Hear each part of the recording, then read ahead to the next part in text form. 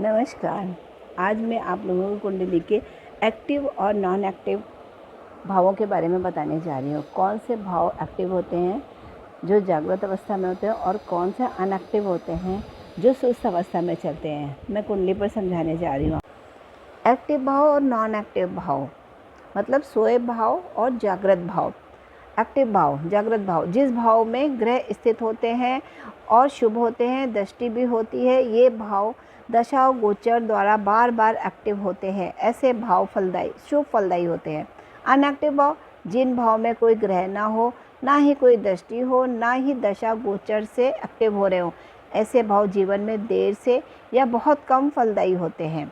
अब हम कैसे पहचानेंगे भाव एक्टिव है या नॉन एक्टिव है?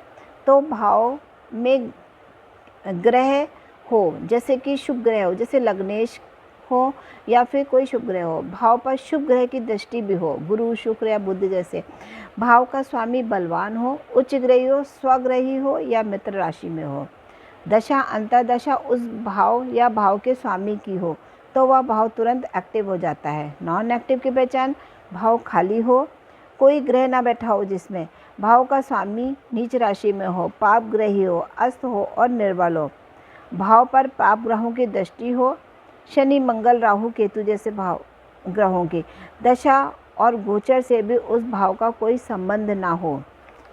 जैसे सप्तम भाव है, सप्तम भाव में कोई ग्रह नहीं है और सप्तमेश नीच राशि में हो, दशा भी पॉजिटिव नहीं हो, तो विवाह अनएक्टिव कहा जाएगा, अर्थात विवाह देर से होगा और कठिनाई से होगा।